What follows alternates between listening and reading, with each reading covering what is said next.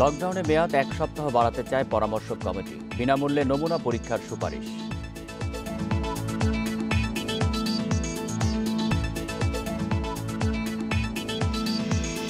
বৃহত্তম করোনা হাসপাতালে রোগী ভর্তির প্রক্রিয়া শুরু। আপাতত রোগী ভর্তি করা হবে 260 শয্যায়।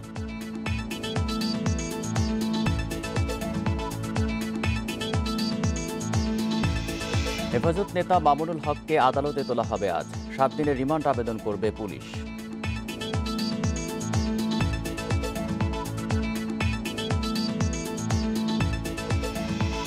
করোনায় প্রতি 16 মিনিটে একজনের মৃত্যু। চাপ সামলাতে রায়ের বাজারে খোঁড়া হয়েছে আগাম কবর।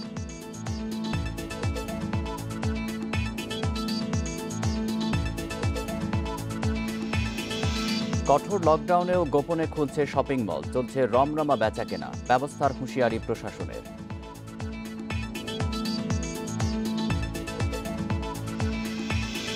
স্বাগত বিরতিহীন ইন্ডিপেন্ডেন্ট সংবাদে। আপনাদের সাথে আছি আমি আলী আশরাফ। শুনছিলেন শিরোনাম, জানাবো পুরো খবর। করোনা নিয়ন্ত্রণে দেশজুড়ে চলমান কঠোর লকডাউনের মেয়াদ আরও 1 সপ্তাহ বাড়ানোর সুপারিশ করেছে জাতীয় কারিগরি পরামর্শক কমিটি। অধ্যাপক মোহাম্মদ শহীদুল্লাহর সভাপতিত্বে রোববার রাতে এক ভার্চুয়াল সভায় এই সুপারিশ করা হয়। সভায় করোনা সংক্রমণের অবস্থা ও প্রতিরোধে গৃহীত পদক্ষেপ বিষয়ে বিস্তারিত আলোচনা হয়। এ সময় লকডাউনের মেয়াদ বাড়ানো হলে শুধুমাত্র স্বাস্থ্য, ফায়ার সার্ভিস ও অন্য জরুরি সেবা ছাড়া সব ধরনের ব্যাংক ও সরকারি বেসরকারি প্রতিষ্ঠান বন্ধ রাখার পরামর্শ দেওয়া হয়।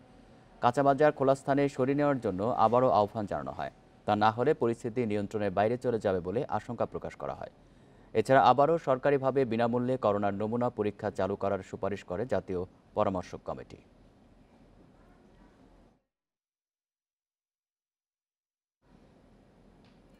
কঠোর লকডাউনে 6ষ্ঠ দিনে গতকালের চেয়েও আজ সড়কে বেড়েছে মানুষের উপস্থিতি।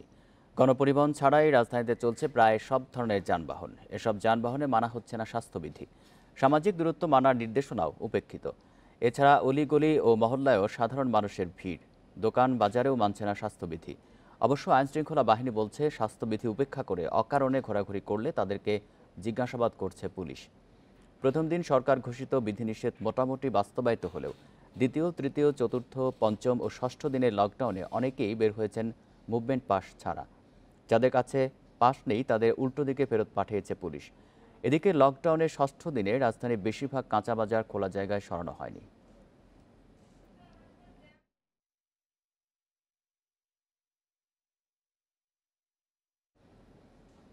কঠোর লকডাউনে 6ষ্ঠ দিনের পরিস্থিতি জানাতে ঢাকা ও কুষ্টিয়া থেকে যোগ দিচ্ছেন সহকর্মীরা। শুরুতেই রাজধানীর শ্যামলী থেকে যোগ দিচ্ছেন সহকর্মী আলামিন হোসেন। আলামিন, শ্যামলীর কি পরিস্থিতি দেখতে পাচ্ছেন? রাস্তায় যারা বের হচ্ছেন তারা স্বাস্থ্যবিধি কতটা মানছেন?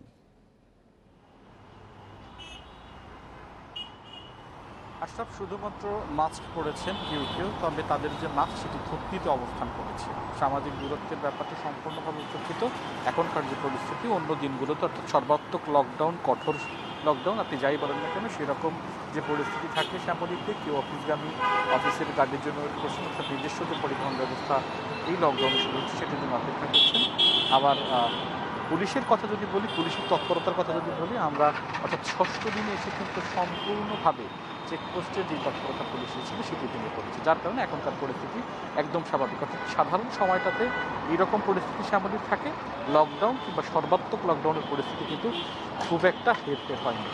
আমরা আজকেও নতুনভাবে ঢাকা ছেড়েছেন এরকম, আমরা কিছুক্ষণ আগে আমিনবাজার গাবতলী এলাকায় ছিলাম, সেখানে দেখেছি মানুষ আজও ঢাকা ছাড়ছে। এই জন্য তারা বেছে নিয়েছে, যেহেতু গণপরিবহন চলছে না, রাইড শেয়ারিংয়ের যে বাইকগুলো রয়েছে সেগুলোতে খ্যাপে, অর্থাৎ অ্যাপস তো বন্ধ রয়েছে, খ্যাপে কিন্তু বাসা। আপনি নিশ্চিত দেখতে পাচ্ছেন যে পুলিশের পক্ষ থেকে এক ধরনের শিথিলতা চলছে, অর্থাৎ তারা চেকপোস্টের যে বিষয়টি সেটি রেখে তারা অন্য কোথাও অবস্থান করছেন, এরকম একটি বিষয়। আমরা বেশ কয়েকটি চেকপোস্টে দেখেছি পুলিশের সেই প্রথম দিকের যে তৎপরতা সেটি একদম নেই বললেই চলে। পুলিশের পক্ষ থেকে যেটি বলা হয়েছে যে মূল সড়কে তারা যান চলাচলের কিছুটা চেষ্টা করলেও পায়ে হেঁটে যারা বের হয়েছেন তাদের কোনোভাবেই নিয়ন্ত্রণ করা যাচ্ছে না, এই জন্য তারা দিচ্ছেন নানান রকম মধুভাব। যদিও আপনি মূল প্রতিবেদনে যেমনটা বললেন যে কোভিড-19 জাতীয় পরামর্শ কমিটি নতুন করে আরও 1 সপ্তাহ কঠোর লকডাউন পরামর্শ করেছেন, কিন্তু জনসাধারণের মধ্যে তার সচেতনতা, চরম উদাসীনতা আমরা দেখতে পেয়েছি। সব চলছে এখানে, প্রাইভেট কার চলছে, সিএনজি চলছে, রিক্সা চলছে, সিএনজি চালিত অটোরিক্সা চলছে, সব চলছে, গাদাগাদি করে সেতে মানুষজন যাচ্ছে।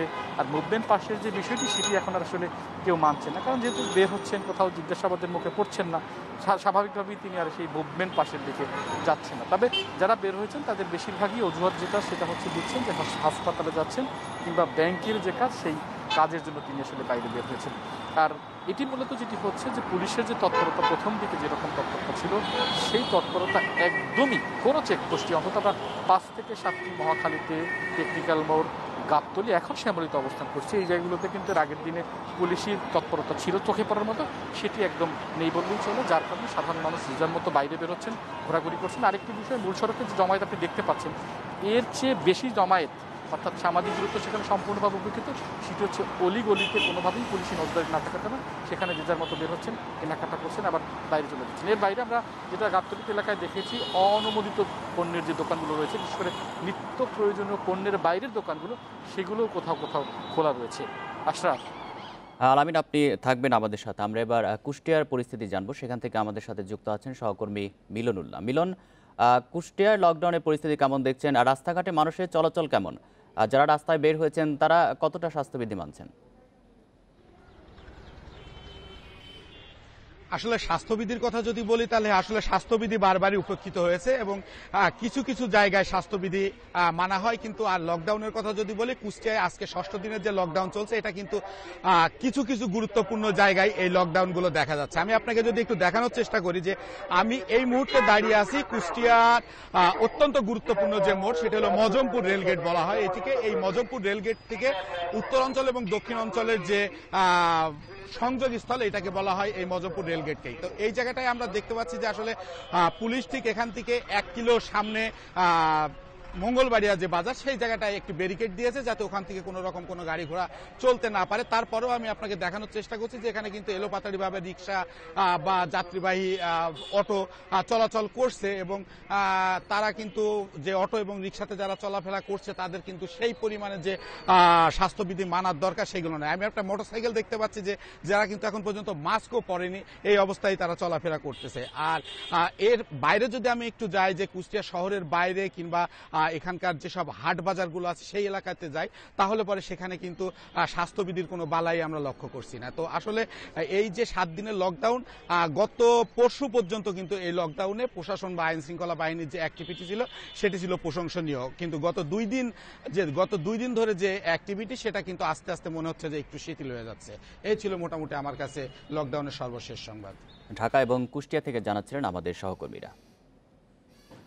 রাজধানীর মহাখালীর ডিএনসিসি ডেডিকেটেড করোনা হাসপাতালে রোগী ভর্তির প্রক্রিয়া শুরু হয়েছে। সকাল 8টা থেকে শুরু হয় এই প্রক্রিয়া। মোট 1000 শয্যার মধ্যে হাসপাতালটিতে আপাতত চালু করা হচ্ছে 260টি শয্যা। এর মধ্যে রয়েছে 7টি আইসিইউ বেড, 50টি ইমার্জেন্সি বেড এবং 150টি জেনারেল বেড।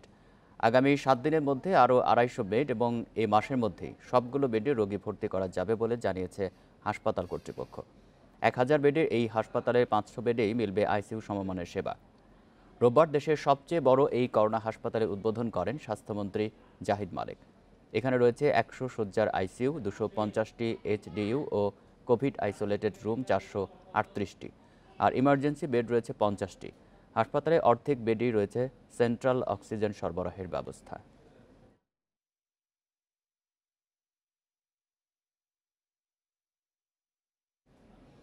এ নিয়ে আরও জানাতে রাজধানীর মহাখালীর ডিএনসিসি ডেডিকেটেড করোনা হাসপাতাল থেকে যোগ দিচ্ছেন সহকর্মী হাসান মিসবা।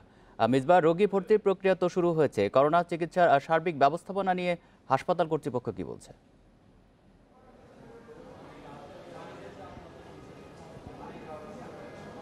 বাংলাদেশের সবচেয়ে বড় কোভিড ডেডিকেটেড হাসপাতাল মহাখালী ডিএনসিসি, এই মুহূর্তে এই হাসপাতালটি তার ভর্তি প্রক্রিয়া শুরু করেছে সকাল 8টা থেকে। আর আনুষ্ঠানিকভাবে ভর্তির যে প্রক্রিয়াটি সেটি হয়তো করতে আরও 10 থেকে 20 মিনিট লাগবে।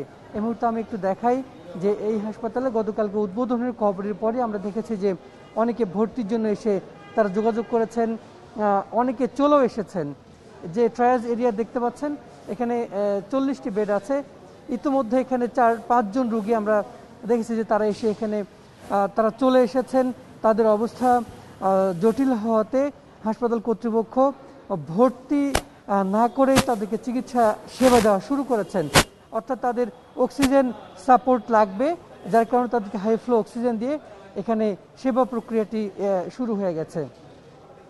হাসপাতাল কর্তৃপক্ষ বলছে যে তাদের কিছু আনুষ্ঠানিকতার ব্যাপার আছে, সেই প্রক্রিয়াগুলো তারা সারছেন এবং সেটি সারবার পরে তারপরে এই রোগীগুলোকে যে আনুষ্ঠানিক ভর্তি যে বিষয় সেটি করা হবে।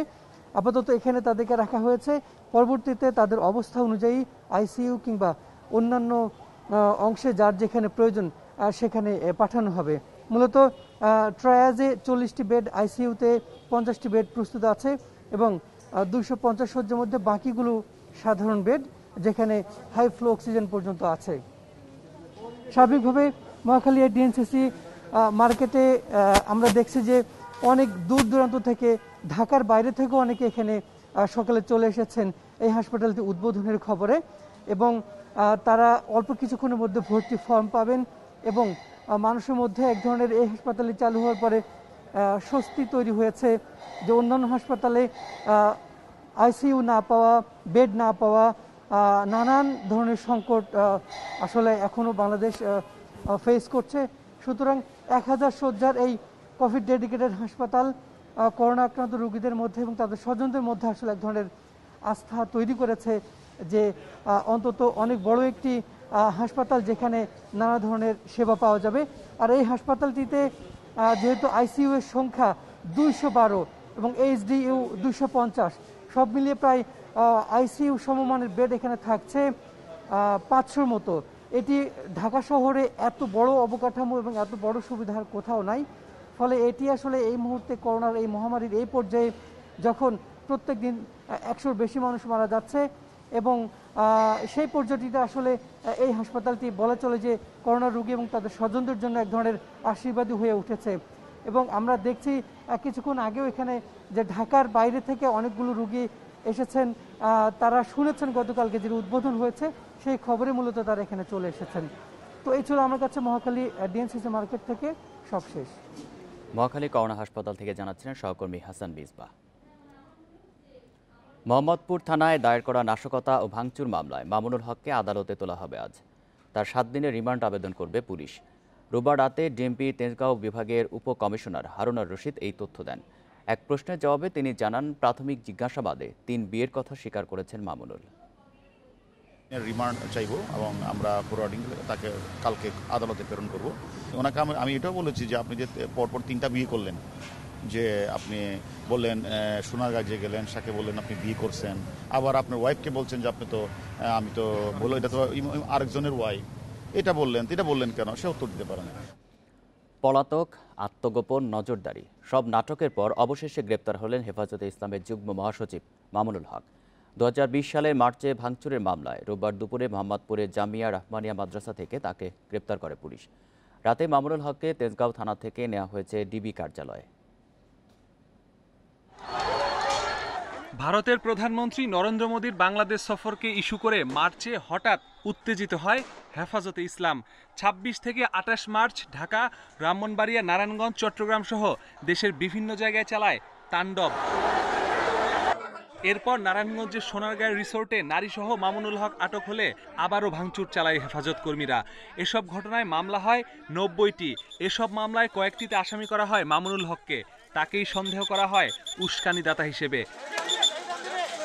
নানা অভিযোগের পরও ধরাছোঁয়ার বাইরে ছিল মামুনুল। এপ্রিলের শুরু থেকে হেফাজত নেতাদের গ্রেপ্তার শুরু করে আইন শৃঙ্খলা বাহিনী। গ্রেপ্তার হয় ঢাকা মহানগরী সভাপতি সহ শীর্ষ 7 নেতা। পুলিশ জানিয়েছে, জিজ্ঞাসাবাদে তারা দায়ী করেছে মামুনুল হককে। হেফাজত নেতা মামুনুল হক সাহেবের বিষয়ে তারা তাদের যে অভিব্যক্তি, সেটাও তাদের আসলে সন্তোষজনক। তারা সন্তুষ্ট না, বিশেষ করে সবাই অসন্তুষ্টি প্রকাশ করছে, কিন্তু হয়তো দলের বা ওই হেফাজতের কেন্দ্রীয় সিদ্ধান্তের অপেক্ষায় তারা আছে। এর জেরে রোববার সকাল থেকে মামুনুলকে গ্রেপ্তারের প্রক্রিয়া শুরু করে আইন শৃঙ্খলা বাহিনীর একাধিক দল। দুপুর 1:45টায় মোহাম্মদপুরের জামিয়া রাহমানিয়া আরাবিয়া মাদ্রাসায় অভিযান চালায় তেজগাঁও বিভাগের উপকমিশনার হারুনুর রশিদের নেতৃত্বে একটি দল। মামুনুলকে গ্রেপ্তার করে আনা হয় হারুনুর রশিদের কার্যালয়ে। সংবাদ সম্মেলনে হারুন জানান, 2020 সালের 7 মার্চ মোহাম্মদপুরের 7 গম্বুজ মসজিদে মারধর ও ভাঙচুরের মামলায় মামুনুলকে গ্রেপ্তার করা হয়েছে। এ মামলায় 7 নম্বর আসামি মামুনুল হক। এছাড়া তার বিরুদ্ধে ঢাকাসহ দেশের বিভিন্ন জায়গায় নাশকতার একাধিক মামলা রয়েছে। মোহাম্মদপুর থানাও একটি ভাঙচুরের একটা মামলা ছিল। সেই মামলার প্রেক্ষিতেও তাকে আমরা এই তদন্ত করছিলাম। তদন্তের প্রেক্ষিতে আমাদের কাছে যেটা আমরা কনফার্ম হয়েছি যে এই মামলার সাথে সে জড়িত। তা আমরা মোহাম্মদপুর থানা মামলায় তাকে আমরা আজকে জামিয়া রহমানিয়া মাদ্রাসা থেকে পৌনে একটার দিকে আমরা তাকে গ্রেপ্তার করেছি। গ্রেপ্তার করে ওইখান থেকে আমরা আমাদের অফিসে নিয়ে আসছি এবং ওই ঘটনা সে জানেন এবং সত্যতা স্বীকারও করেছেন। পরে ডিসি কার্যালয় থেকে মামুনুলকে আনা হয় তেজগাঁও থানায়। এ সময় আইনি লড়াই চালিয়ে যাওয়ার ঘোষণা দেন মামুনুল। Masudur Rahman, independent news, Dhaka. ভাঙচুর, নাশকতা সহ বেশ কয়েকটি মামলায় মামুনুল হক সহ হেফাজতের কেন্দ্রীয় ৮ নেতা গ্রেপ্তার হয়েছে। আহমেদ ছবিকে হত্যা প্ররোচনা মামলায় সংগঠনের মহাসচিব জোনায়েদ বাবুনগরীকেও দোষী সাব্যস্ত করেছে পিবিআই। এছাড়া সামাজিক যোগাযোগ মাধ্যমে সহিংসতা ছড়ানোয় হেফাজত কর্মীদের বিরুদ্ধে মামলা হয়েছে ডিজিটাল নিরাপত্তা আইনে। ২০১৩ সালের ৫ মে মতিঝিলের শাপলা চত্বরে অবস্থান নেয় হেফাজত। বিভিন্ন স্থাপনা ও যানবাহনে চালায় ভাঙচুর ও অগ্নিসংযোগ। পরে তাণ্ডব চালায় দেশের বিভিন্ন জায়গায়। দেশব্যাপী মামলা হয় ৮৩টি। আসামি করা হয় ৮৪,৯৭৬ জনকে। এরপর গত মাসের ২৬ মার্চ মোদির সফরের বিরোধিতা করে তাণ্ডব চালায় বাইতুল মোকাররম এলাকায়। ভাঙচুর, অগ্নিসংযোগের অভিযোগে মামলা হয়েছে শাহবাগ, যাত্রাবাড়ি, পল্টন ও মতিঝিল থানায়। চট্টগ্রামের হাটহাজারীতে রাস্তায় নামে হেফাজত কর্মীরা অবরোধ করে চট্টগ্রাম খাগড়াছড়ি মহাসড়ক। কর্মীরা ভাঙচুর চালায় হাটহাজারী থানা, ভূমি অফিস ও ডাকবাংলোতে। মসজিদে মাইকিং করে ব্রাহ্মণবাড়িয়ায় ধ্বংসযজ্ঞ চালায় হেফাজত। জেলা পরিষদ, পৌরসভা, ওস্তাদ আলাউদ্দিন খাঁ সঙ্গীতাঙ্গন, প্রেস ক্লাব, পুলিশ লাইন্স, সদর থানা, রেল স্টেশনে ভাঙচুর ও আগুন লাগায়। এসব ঘটনায় মামলা হয়েছে ৪৯টি। এরপর বিক্ষোভে পুলিশের বাধার প্রতিবাদে ২৮ মার্চ হরতালের ডাক দেয় হেফাজত। ভাঙচুর, অগ্নিসংযোগ চালায় নারায়ণগঞ্জে। এসব ঘটনায় মামলা হয়েছে ৭৮টি। আসামি করা হয়েছে ৪৩,০০০-এর বেশি। ৩ এপ্রিল সোনারগাঁ রয়্যাল রিসোর্টের ৫০১ নম্বর রুম থেকে নারীসহ আটক করা হয় হেফাজতের যুগ্ম মহাসচিব মামুনুল হককে। সেখানে ওই নারীকে নিজের স্ত্রী বলে দাবি করেন তিনি। পরে তাকে ছাড়িয়ে নিয়ে রিসোর্টে হামলা, ভাঙচুর ও মহাসড়কে নাশকতা চালায় হেফাজত কর্মীরা। এপ্রিলে একে একে গ্রেপ্তার হতে থাকে হেফাজত নেতারা। ১১ এপ্রিল চট্টগ্রাম থেকে গ্রেপ্তার হয় হেফাজতের কেন্দ্রীয় সাংগঠনিক সম্পাদক আজিজুল হক। ১৪ এপ্রিল হেফাজতের সহকারী মহাসচিব সাখাওয়াত হোসেন রাজি গ্রেপ্তার হন। ১৬ এপ্রিল গ্রেপ্তার হন জুবায়ের আহমদ। ১৭ এপ্রিল গ্রেপ্তার করা হয় ঢাকা মহানগরীর সভাপতি জুনায়েদ আল হাবিব। একই দিন গ্রেপ্তার হয় হেফাজতের কেন্দ্রীয় সহকারী মহাসচিব জালাল উদ্দিন আহমদ। সবশেষ গ্রেপ্তার হন হেফাজতে ইসলামের যুগ্ম মহাসচিব মামুনুল হক। এছাড়া আহমেদ শফিকে হত্যা প্ররোচনা মামলায় হেফাজত মহাসচিব জোনায়েদ বাবুনগরীর বিরুদ্ধে আদালতে তদন্ত প্রতিবেদন জমা দিয়েছে PBI. Hasib Mahmud Shah, independent news, Dhaka. দেখছেন বিরতিহীন সংবাদ। এতে আরও থাকছে, ডিএসসিসির ৫১৩ গাড়ির মধ্যে বৈধ মাত্র ১৫০টি, ৭০% গাড়ির নেই রুট পারমিট ও ফিটনেস সনদ।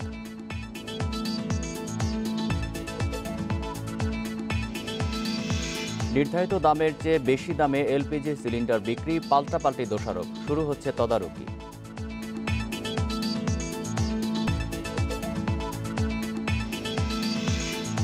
দেশে প্রতি ১৬ মিনিটে একজন মারা যাচ্ছে করোনায়। আইইডিসিআর-এর গবেষণা বলছে উপসর্গ দেখা দেওয়ার ৫ দিনের মধ্যেই মারা যাচ্ছেন ৫২ ভাগ রোগী। আর গত মাসের তুলনায় এই মাসে মৃত্যু বেড়েছে ৩২ ভাগ।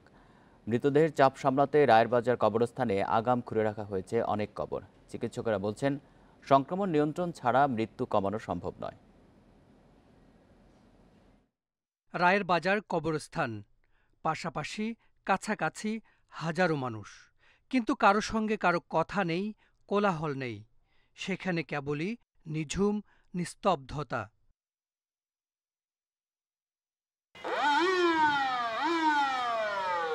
তবে মাঝে মধ্যেই নীরবতার প্রহর ভাঙে অ্যাম্বুলেন্সের সাইরেন। আসে নতুন মরদেহ। একইভাবে করোনায় মারা যাওয়া ব্যক্তির মরদেহ আসতে থাকে রাত দিন। আগে দু একটি আসলেও এখন তা 10 থেকে 15।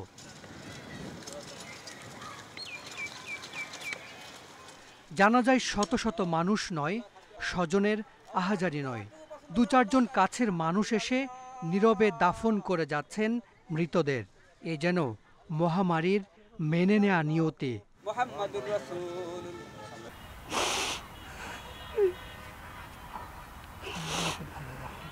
তিনটা বাচ্চা, 1.5 বছরের মেয়েটা ছোট একদম।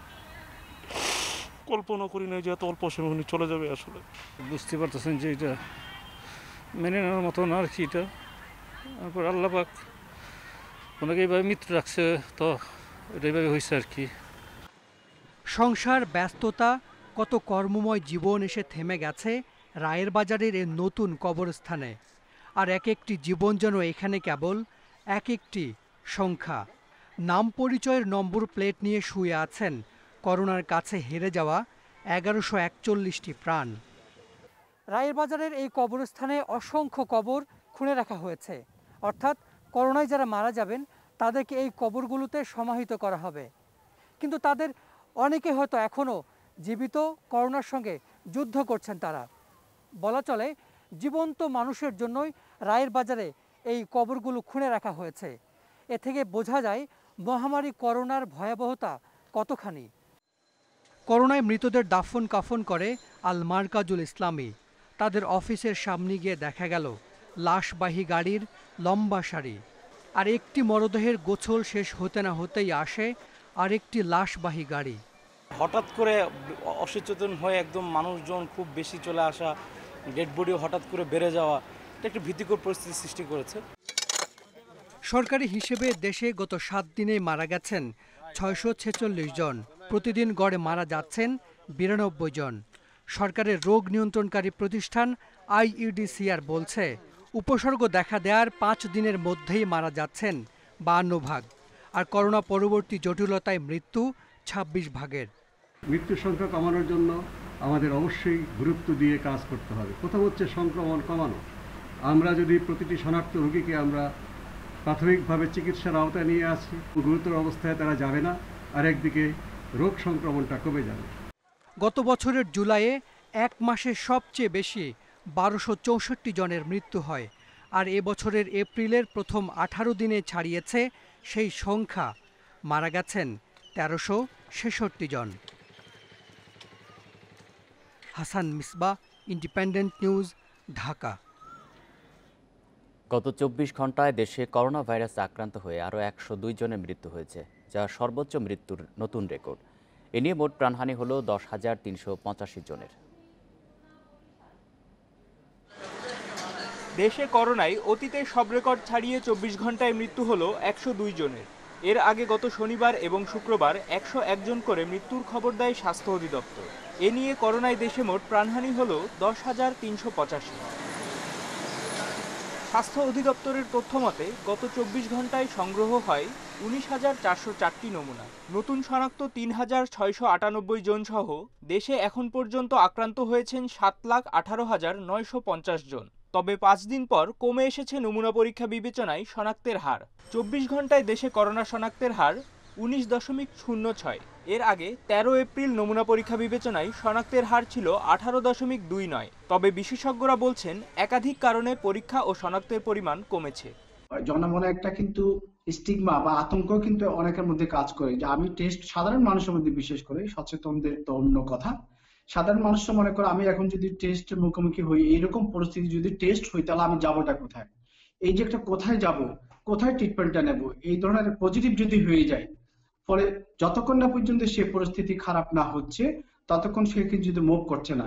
অর্থাৎ এই দুইটা কারণে কিন্তু হঠাৎ করে এই গত কয়েকদিনে পরীক্ষার পরিমাণটা কমেছে। আমি বলবো যে পার্সেন্টেজ কমেনি শনাক্তের, কিন্তু পরীক্ষার পরিমাণটা কমেছে। গত 24 ঘন্টায় করোনা থেকে সুস্থ হয়েছেন 6,121 জন। এ নিয়ে মোট সুস্থ হলেন 6,14,936 জন। মাহমুদুর নবী, ইন্ডিপেন্ডেন্ট নিউজ। কঠোর লকডাউনেও গোপনে খোলা হচ্ছে রাজধানীর নিউ এলিফ্যান্ট রোডের কয়েকটি শপিং মল। চলছে রমরমা বেচাকেনা। ইন্ডিপেন্ডেন্ট টেলিভিশনের গোপন ক্যামেরায় ধরা পড়েছে এমনই কিছু ছবি। তবে মার্কেট কর্তৃপক্ষ দাবি করছে কিছু দোকান শুধুমাত্র অনলাইনে বিক্রির জন্য খোলা হয়। করোনা সংক্রমণ রোধে লকডাউনে বন্ধ আছে রাজধানীর সব market, shopping mall. New elephant রোডের সুভাস্তু অ্যারোমা সেন্টারের সামনের গেটেও বড় তালা। আপাত দৃষ্টিতে মনে হবে লকডাউন মেনে বন্ধ আছে শপিং মলটি, কিন্তু ভবনের কার পার্কিং দিয়ে প্রবেশের পথ খোলা। সেখান দিয়ে অবাধে যাতায়াত করছে ক্রেতা বিক্রেতারা। মার্কেটের পেছনের দরজা দিয়ে প্রবেশ করে খোলা পাওয়া গেল বেশ কিছু দোকান। কিছু দোকানে ক্রেতা সমাগমও আছে। বিক্রেতারা জানালেন, লকডাউনের মাঝেও প্রায় প্রতিদিনই মার্কেটের দোকানগুলো গোপনে খোলা হচ্ছে। কালকে পরশু পাবো না? আচ্ছা, কয়টা থেকে কয়টা ভাইয়া? 5টা পর্যন্ত খোলা। পাশে গ্রিন সরণিকা শপিং মলেও বেচাকেনা চলছে একই পদ্ধতিতে। সদর দরজা বন্ধ থাকলেও ফায়ার এক্সিটের পথে চলাচল করছে ক্রেতারা। মার্কেটের বেশিরভাগ দোকান খোলা। ক্রেতাদের গোপনে আসতে বলছে দোকানিরা। কালকে নিয়ে আসলে কি পাবো? হ্যাঁ, আচ্ছা। তবে মার্কেট কর্তৃপক্ষ বলছে শপিং মল বন্ধই আছে। 2-1টি দোকান অনলাইনে বিক্রির জন্য খোলা হচ্ছে, তবে কোনো ক্রেতা ভেতরে প্রবেশ করতে দেয়া হচ্ছে না। অনলাইনে ওরা যদি কেউ আসে, কোনো কাস্টমার যেতে পারবে না। অনলাইনে শুধু মালটা পাঠাবে, আপনি পরিবহনে পাঠাবে, এটি কাস্টমার ঢোকা নিষেধ।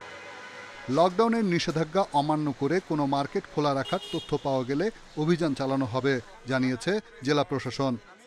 আমরা যদি এরকম ইনফরমেশন পাই, আমরা তার সে বিষয়ে কঠোর থেকে কঠোরতর অবস্থান নিব এবং আমরা জরিমানার পাশাপাশি আমরা যদি মনে করি যে আরও খারাপ দিকে যাচ্ছে, আমরা তাইলে কারাদণ্ডের দিকে যাব। দোকানিরা জানিয়েছেন, লকডাউনের মাঝেই আরও বেশ কয়েকটি মার্কেটে এভাবেই বেচাকেনা চলছে। রিশাদ হুদা, ইন্ডিপেন্ডেন্ট নিউজ, ঢাকা।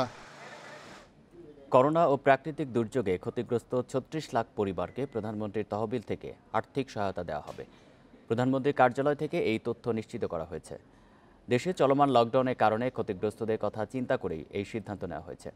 করোনায় ক্ষতিগ্রস্তরা পরিবার প্রতি ২৫০০ টাকা এবং কৃষক পরিবারকে ৫০০০ টাকা করে আর্থিক সহায়তা দেওয়া হবে। এই অনুদানে সরকারের মোট বাজেট ধরা হয়েছে ৯৩০ কোটি টাকা।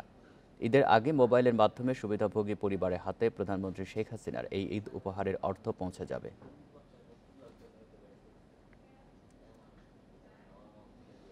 খালেদা জিয়ার আর জ্বর আসেনি বলে জানিয়েছেন তার ব্যক্তিগত চিকিৎসকরা। রোববার রাতে সাংবাদিকদের কাছে তারা জানান, বিএনপি চেয়ারপারসনের অবস্থা এখন বেশ ভালো।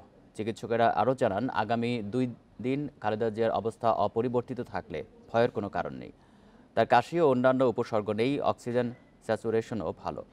এখন তিনি হাঁটাহাঁটি করছেন, মানসিকভাবেও শক্ত আছেন বলে জানান চিকিৎসকেরা। 10 এপ্রিল খালেদা জিয়া করোনা পরীক্ষার জন্য আইসিডিডিআরবিতে নমুনা দেন। ওই দিন রাতে রিপোর্টে বিএনপি নেত্রীর করোনা ধরা পড়ে।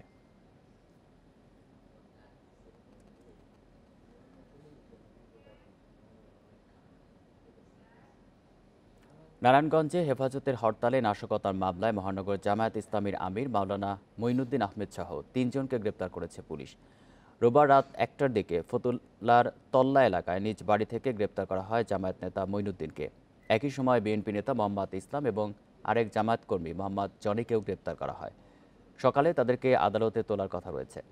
গত 28 মার্চ হেফাজতের হরতালের সময় ঢাকা চট্টগ্রাম মহাসড়কে সাইনবোর্ড, সানারপাড় ও চিটাগাং রোডে গাড়িতে অগ্নিসংযোগ ভাঙচুর চালানো হয়।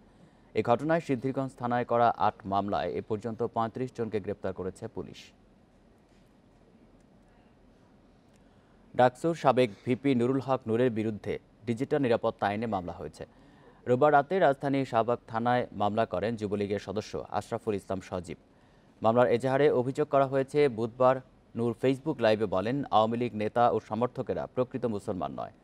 প্রকৃত কোনো মুসলমান আওয়ামী লীগ করতে পারে না। বাদীর দাবি, এমন বক্তব্য আওয়ামী লীগ সমর্থক মুসলমানদের ধর্মীয় অনুভূতিতে আঘাত এনেছে।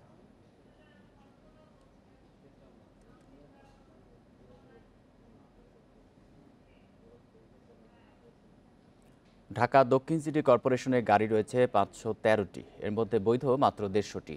70% গাড়ির রুট পারমিট ও ফিটনেস সার্টিফিকেট নেই। ট্রাফিক বিভাগ বলছে, বেশ কয়েকবার ডিএসসিসি কর্তৃপক্ষকে সতর্ক করা হলেও কোনো ব্যবস্থা নেওয়া হয়নি। দিনের পর দিন অবৈধভাবে চললেও কর্তৃপক্ষের দাবি নিবন্ধন এখনও প্রক্রিয়াধীন রয়েছে। নিবন্ধন ছাড়া কোনো যানবাহন চলবে না এমন ঘোষণা মেয়র শেখ ফজলে নূর তাপসের। সেজন্য রিকশা, অটোরিকশা, ঠেলাগাড়ির মতো বাহনকেও নিবন্ধনের আওতায় আনা হয়েছে।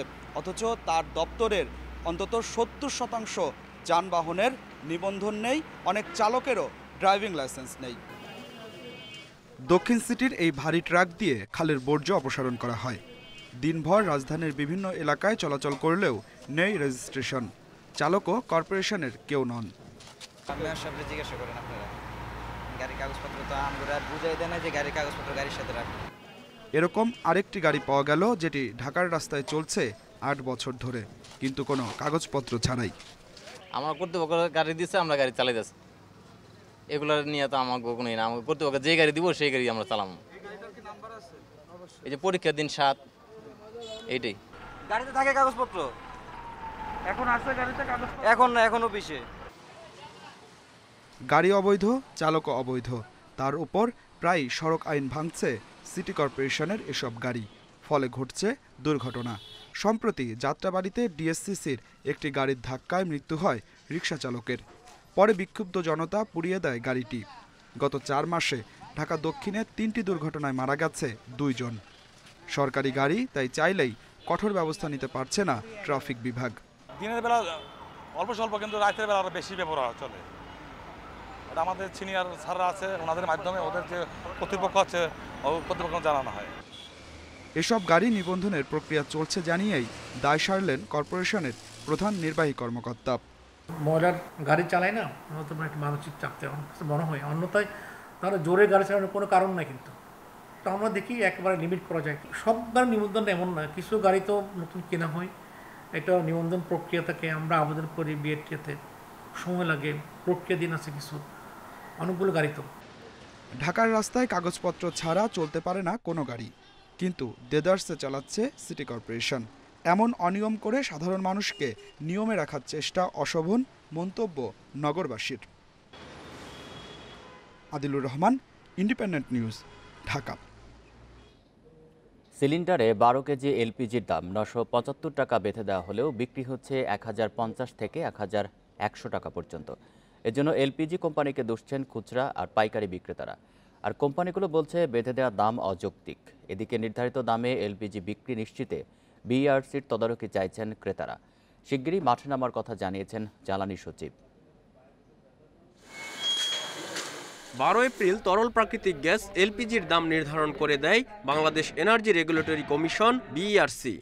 সে অনুযায়ী 12 কেজি রান্নার গ্যাস 975 টাকা, 35 কেজি 2846 টাকা ও 45 কেজি 3659 টাকায় বিক্রির কথা।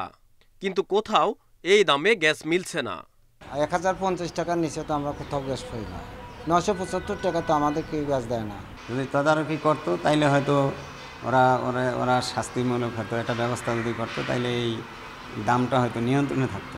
বেশি দামে কেনায় নির্ধারিত দরে বেচতে পারছেন না বলে জানালেন পাইকারি ও খুচরা বিক্রেতারা। কোম্পানিগুলো বলছে সঠিক দাম নির্ধারণ করতে পারেনি বিইআরসি। আমরা ডিলারের কাছ থেকে 990 টাকা বা 70 টাকার মধ্যে ক্রয় করতেছি। 1000, 1050, 1100 আমাদের এরকম বিক্রি করা হচ্ছে। আমি 960 টাকা কিনে আনছি কোম্পানির কাছ থেকে আমার কস্টিং খরচ দিয়ে, তাহলে আমি বিক্রি করব কত টাকায়? 975 টাকা বিক্রি করলে আমার পোষাবে? টোটাল যে ওয়ার্কিংসটা এখানে কোনো জায়গাতেই কোম্পানির প্রফিটেবিলিটির পার্টটা এখানে দেখানো হয়নি। আর রিটেলার এন্ডে যেটা তার প্রফিট অ্যান্ড কস্ট মিলে প্রায় ওখানে 80-85 টাকা হওয়া উচিত পার সিলিন্ডার, সেখানে মাত্র 27 টাকা ধরা আছে। নির্ধারিত দামে এলপিজি বিক্রি নিশ্চিতে শাস্তিমূলক ব্যবস্থা নিতে বিইআরসিকে চিঠি দিয়েছে ভোক্তা সংগঠন ক্যাব। বিইআরসি নির্ধারিত আদেশ অর্থাৎ নির্ধারিত মূল্যহার এখনো বহাল আছে, বলবৎ আছে। এটা না মারা, দেশের আইনি অবমাননা করা এবং আদালতের আদেশ উপেক্ষা করারই নামান্তর। জ্বালানি সচিব বলছেন, নির্ধারিত দামে এলপিজি বিক্রি তদারকিতে মাঠ প্রশাসনকে সহায়তা করবে মন্ত্রণালয়। এখন যেহেতু লকডাউন, সে কারণে আমরা এটাতে অতটুকু নজর দিচ্ছি না, কিন্তু সামনের মাসের ঘোষণা হওয়ার পর আমরা এটাকে যেহেতু করেছি, এটাকে বাস্তবায়ন করার দায়িত্ব বিইআরসি তথা সরকারের। সরকার কিন্তু সেটা করতে হবে তখন। এলপিজি ব্যবসায় হয়রানি কমাতে 28 সংস্থার বদলে এক জায়গা থেকে সব সেবা দিতে 6 মাসের মধ্যে নীতিমালা চূড়ান্ত হবে বলেও জানান জ্বালানি সচিব। Shariful Islam, independent news, Dhaka. দেখছেন বিরতিহীন সংবাদ, এতে আরও থাকছে। ভারতে 3.25 লাখ করোনা শনাক্তের নতুন রেকর্ড। বাংলাদেশ থেকে রেমডেসিভির নিতে চায় ঝাড়খণ্ড।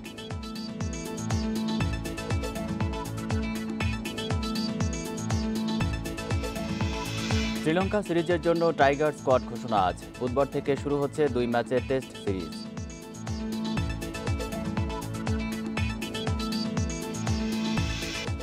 এ যেন জেমস বন্ড সিনেমার কোনো স্পাইকার। মাদক চোরাচালানে ব্যবহার হচ্ছে হাইড্রোলিক যন্ত্রের বিশেষ চেম্বার সহ পিকআপ ভ্যান। সিটের পেছনের গোপন সুইচে গাড়ির বডি উঠে গিয়ে উন্মুক্ত হয় চেম্বার। সেই চেম্বারে লুকিয়ে আনা হয় মাদক। শনিবার ভোরে রাজধানীতে 55 কেজি গাঁজার চালান সহ আটক হয় এমনই এক অভিনব গাড়ি। গ্রেপ্তার হয় 2 মাদক কারবারি। কুমিল্লা থেকে পিকআপ ভ্যানে আসছে মাদকের বড় চালান, এমন তথ্যে অভিযানে নামে ডিএমপির গোয়েন্দা তেজগাঁও বিভাগ। বনশ্রীতে ব্যারিকেড দিয়ে শুরু হয় তল্লাশি। শনিবার ভোর 5টায় দেখা মেলে সেই পিকআপের, কিন্তু তল্লাশি চালিয়ে মাদকের হদিস মেলে না। নির্ভরযোগ্য সোর্সের তথ্য, তাই গাড়িতে থাকা দুজনকে চলে নিবিড় জিজ্ঞাসাবাদ। এক পর্যায়ে তারা স্বীকার করে গাড়িতেই আছে মাদকের চালান। ড্রাইভিং সিটের পেছনে লুকানো সুইচে তারের মাধ্যমে ব্যাটারির সংযোগ দিলেই পুরো বডি উঠে গিয়ে বের হয় গোপন সেই চেম্বার। সাজানো 28টি প্যাকেটে মেলে 55 কেজি গাঁজা। গ্রেপ্তারকৃতরা জানায়, আইন শৃঙ্খলা বাহিনীর চোখ ফাঁকি দিতেই গাড়িতে বিশেষ এ চেম্বার বানিয়ে দিয়েছেন ভারতের কারবারিরা। মাত্র 10 সেকেন্ডে এটি খোলা ও বন্ধ করা যায়। ভারত থেকে আসা মাদকের চালানটি কুমিল্লা হয়ে যাচ্ছিল ময়মনসিংহে। গাড়ি লইয়ে বাইরেছি, পরে আমার লইয়ে গেছে, যাই লোড করছি, লোড করে আসার সময় এরপর আমার। গোয়েন্দারা জানায়, গ্রেপ্তারকৃতরা পেশাদার চোরা কারবারি। বারবার কৌশল পরিবর্তন করে মাদক চোরাচালান করে তারা। যেহেতু এখানে একটা ক্লু আছে, কারণ এটা তো 1-2 দিনে তৈরি করা হয়নি, গাড়িটা মেরামত করা হয়েছে। যেখানে আমরা তথ্য পেয়েছি, আমরা ওখানে হিট করলে আমরা মূল মালিকের নাম নম্বর আমাদের কাছে আছে। আমরা চাই এবার কেরিয়ার না, এটা যারা পুরো মানে বেনিফিশিয়ারি গ্রুপ, তাদের আমরা আইনের আওতায় নিয়ে আসতে পারবো। মাদকের বেশিরভাগ চালান সীমান্ত পেরিয়ে আসে, তাই সীমান্তে নজরদারি আরও বাড়ানোর বিকল্প নেই বলছে police. Masudur Rahman, independent news, Dhaka. Padma নদীর তলদেশ দিয়ে সাবমেরিন কেবলের মাধ্যমে ফরিদপুরের দুর্গম চরাঞ্চলে বিদ্যুৎ পৌঁছে দিচ্ছে পল্লী বিদ্যুৎ সমিতি। দীর্ঘদিনের প্রত্যাশার বিদ্যুৎ পেয়ে উচ্ছ্বসিত চরাঞ্চলে মানুষ। বিদ্যুতায়নের ফলে সুবিধাবঞ্চিত মানুষের অর্থনৈতিক উন্নয়নের পাশাপাশি জীবনমানেরও উন্নয়ন হবে। মুজিব বর্ষের উপহার হিসেবে ফরিদপুর সদর, সদরপুর ও চর ভদ্রাসন উপজেলার চরাঞ্চলের 10,000 পরিবারের মাঝে বিদ্যুৎ পৌঁছে দেওয়া হচ্ছে পর্যায়ক্রমে। মোট 10টি ইউনিয়নে 88টি গ্রামকে আলোকিত করতে বিদ্যুৎ লাইন নির্মাণের কাজ করছে পল্লী বিদ্যুৎ সমিতি। মার্চের প্রথম সপ্তাহে বিদ্যুৎ সংযোগ দেওয়া হয়েছে পদ্মা নদীর পাড়ে ফরিদপুর সদর উপজেলার ডিক্রির চরের 201টি পরিবার। বিদ্যুৎ সংযোগ দেওয়া হয়েছে পদ্মা নদীর পাড়ে ফরিদপুর সদর উপজেলার ডিক্রির চরের 201টি পরিবার, একটি বাণিজ্যিক ও 3টি দাতব্য প্রতিষ্ঠানকে। এছাড়া সদরপুর ও চর ভদ্রাসন উপজেলার চরাঞ্চলে পৌঁছে গেছে বিদ্যুৎ সুবিধা। অনেক সুবিধা হয়েছে, মোবাইল চার্জ দেওয়ার সুবিধা হয়েছে, ওরকম ভাবে লাইট চার্জ দেওয়ার সুবিধা হয়েছে, ওরকম ভাবে টিভি দেখা যাইতে পারে। কুপি জ্বালে আমরা পোলাপানে পড়ালেখা করাইছি, এখন আর পড়ালেখা পোলাপানে কুপি জ্বালে করাতে যাবো, এখন মনে করেন বাতি জ্বালামু। ফ্রিজ কিনছি, ফ্রিজে দোকানদারি করতেছি, তাতে কাস্টমার বাড়ছে। এরই মধ্যে 1500 পরিবারকে দেওয়া হয়েছে বিদ্যুৎ লাইনের সংযোগ, বলছে পল্লী বিদ্যুৎ সমিতি। 437 কিলোমিটার লাইন নির্মাণ করেছি, 2টি বৈদ্যুতিক উপকেন্দ্র 10 MVA করে স্থাপন করেছি এবং নদীর বিভিন্ন পয়েন্টে 4টি ক্রসিং পয়েন্ট দিয়ে সাবমেরিন কেবল স্থাপন করেছি। এই সাবমেরিন কেবলের মাধ্যমে নদীর তলদেশ দিয়ে আমরা বিদ্যুৎটাকে পার করেছি এবং ইতিমধ্যে বেশ কিছু এলাকা আমরা বিদ্যুতায়ন করেছি। 65 কোটি টাকা ব্যয়ে 437 কিলোমিটার বিদ্যুৎ লাইন নির্মাণ কাজের 95 ভাগ শেষ হয়েছে এরই মধ্যে। মুজিব বর্ষের মধ্যেই বাকি কাজ শেষ করে 10,000 পরিবারের মাঝে পৌঁছে দেওয়া হবে বিদ্যুৎ। Independent news desk. উত্তরাঞ্চল সহ দেশের বিভিন্ন জেলায় বাড়ছে সূর্যমুখীর চাষ। ফলন নিয়েও খুশি তারা। ফুল থেকে তেল উৎপাদন ও ভোজ্য তেলের চাহিদা মেটাতে সূর্যমুখীর আবাদ বাড়াতে কৃষকদের প্রণোদনা এবং উদ্যোক্তাদের আগ্রহী করছে কৃষি বিভাগ। উত্তরের জেলা কুড়িগ্রামে রয়েছে ১৬টি নদ নদী ও ৫ শতাধিক চর। চরাঞ্চলের বিস্তীর্ণ পতিত জমিতে সূর্যমুখীর চাষ করে ব্যাপক সাফল্য পাচ্ছেন চাষিরা। প্রতি হেক্টরে তেলবীজের উৎপাদন হয় ২ টন। গত বছর জেলায় ২০ হেক্টর জমিতে সূর্যমুখীর আবাদ হলেও এবার হয়েছে ২০০ হেক্টর জমিতে। কর্মসংস্থান হয়েছে চরের বেকার যুবকদের। চাষাবাদ বাড়াতে ঋণ সহায়তার দাবি কৃষকদের। আলু আবাদ করা বাদ দিয়ে এখন সূর্যমুখী গতবার থাকি দেখি এবার আমরা নিজে পাচ্ছি ১ একর জমি। ব্যাংক যদি আমাকে আর্থিক সহযোগিতা করে তাহলে আমি আরো জমি চাষ করতে পারি। আমার টার্গেট ছিল আগামীতে ১০০ বিঘা জমি। কৃষি বিভাগ বলছে এবছর তেলবীজ উৎপাদন করে ৩২ কোটি টাকা বিক্রির আশা করছেন তারা। এবছর মাঠে সূর্যমুখী থাকা অবস্থাতেই ৩১০০-৩২০০ টাকা মন তারা বলছে। আমরা আশা করছি এটা ৩৫০০ থেকে ৪০০০ টাকা মনে কৃষক বিক্রি করতে পারবে। এছাড়া আর উপজাত যেগুলো আছে সেগুলোও তারা বাজারজাত করে আরো আর্থিকভাবে লাভবান হবে। কম খরচে অধিক লাভজনক হওয়ায় শেরপুরেও বাড়ছে সূর্যমুখীর চাষ। ভোজ্য তেলের চাহিদা মেটাতে কৃষি বিভাগের প্রণোদনায় জেলায় সম্প্রসারিত হচ্ছে এ ফুলের আবাদ। সূর্যমুখী ফুলের সৌন্দর্য দেখতে ভিড় করেন দর্শনার্থীরাও। ২০ শতাংশ জমি আমি করছি, কৃষি অবস্থানে ১ কেজি দিচ্ছে, বীজ দিচ্ছে ৩,০০০ ৩,৫০০ টাকা খরচ করছে। তার থেকে আমি দেখতেছি ৮,০০০-এর উর্ফে আমি বিক্রি করার জন্য।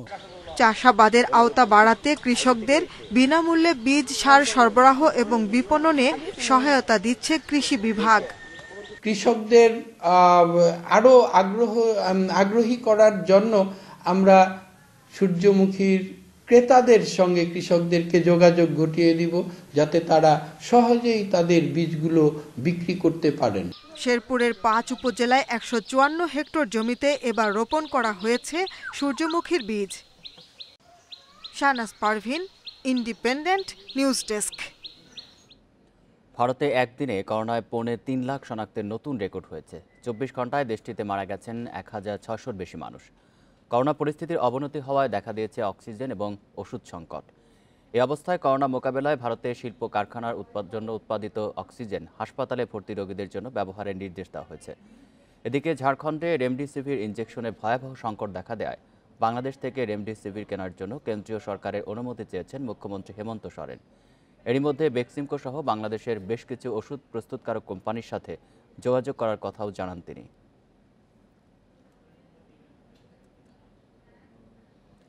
টানা কয়েকদিন পর বিশ্বে কিছুটা কমেছে করোনায় মৃত্যু ও আক্রান্তের সংখ্যা। একদিনে ৯,৪০০ জনের প্রাণহানি এবং প্রায় ৭ লাখ নতুন রোগী শনাক্ত হয়েছে। এর মধ্যে ভারতে মারা গেছে সর্বোচ্চ ১৫০০ জন। ব্রাজিলে ১৫০০ জনের মৃত্যু এবং প্রায় ৪৩,০০০ রোগী শনাক্ত হয়েছে, যা গত কয়েকদিনের তুলনায় কিছুটা কম। এছাড়া মেক্সিকোতে ৫৩৫ জন, ইরানে ৪০৫ জন এবং কলম্বিয়ায় ৩৯৭ জন মারা গেছে। যুক্তরাষ্ট্রে ২৪ ঘন্টায় মারা গেছে মাত্র ৩১০ জন। নতুন শনাক্ত ৪৩,০০০। বিশ্বে করোনায় মোট প্রাণহানি ছাড়িয়েছে ৩০,৩২,০০০। এই পর্যন্ত আক্রান্ত ১৪,১৯,০০,০০০ লাখের বেশি। এছাড়া করোনা থেকে সুস্থ হয়েছেন ১২,৫ লাখের বেশি মানুষ।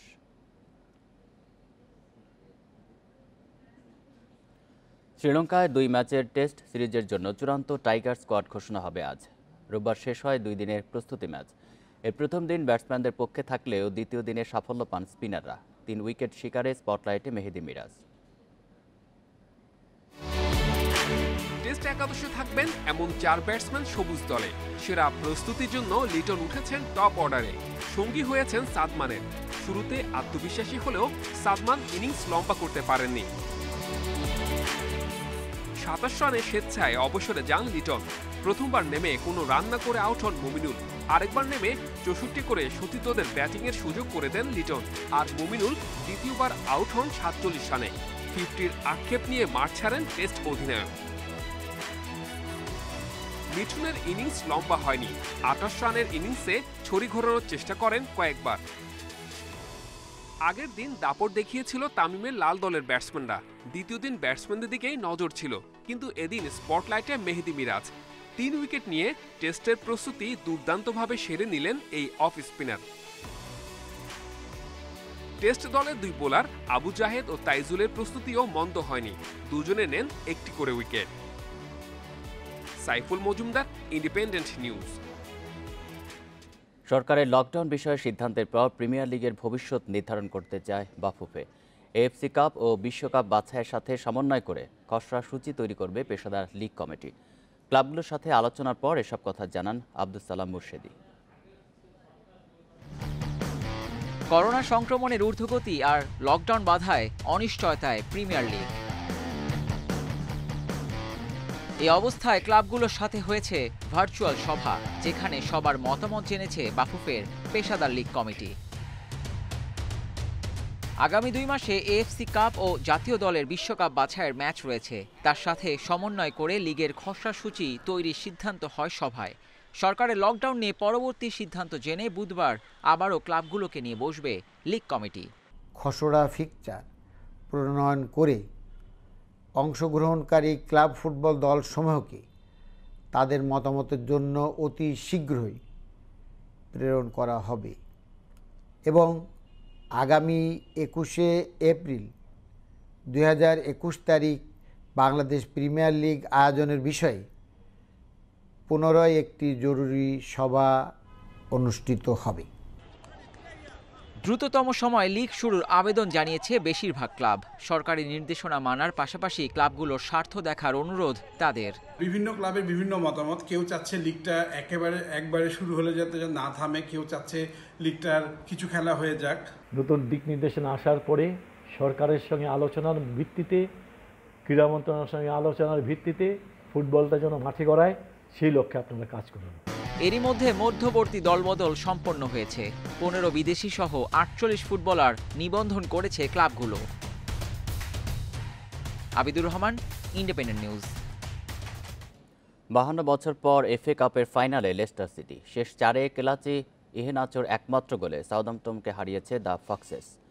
ওয়েম্বলি স্টেডিয়ামে শুরুতে বল দখলে কিছুটা এগিয়ে ছিল সাউদাম্পটন, তবে গোলরক্ষকের পরীক্ষা নিতে পারেনি কোনো দল।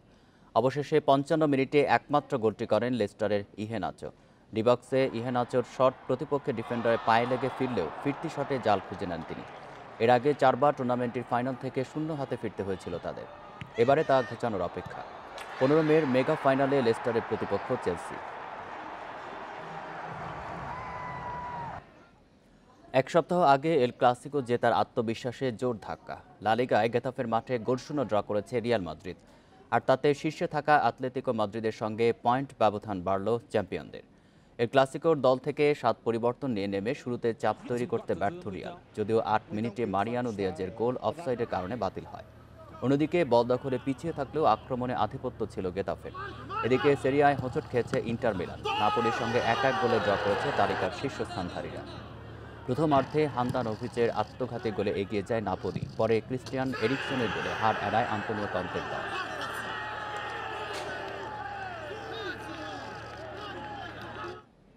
সংবাদ শেষ করব, তার আগে শিরোনামগুলো জানিয়ে দেব আরও একবার। লকডাউনের মেয়াদ 1 সপ্তাহ বাড়াতে চায় পরামর্শক কমিটি। বিনামূল্যে নমুনা পরীক্ষার সুপারিশ।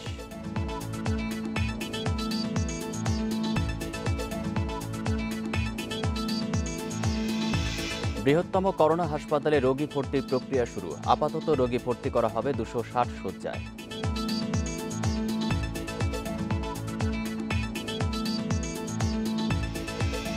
হেফাজত নেতা মামুনুল হককে আদালতে তোলা হবে আজ। 7 দিনের রিমান্ড আবেদন করবে পুলিশ।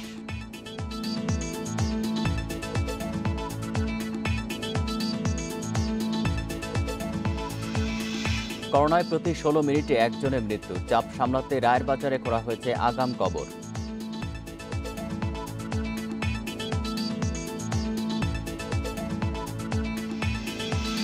কঠোর লকডাউনেও গোপনে খুলছে শপিং মল। চলছে রমরমা বেচাকেনা, ব্যবস্থার হুঁশিয়ারি প্রশাসনের।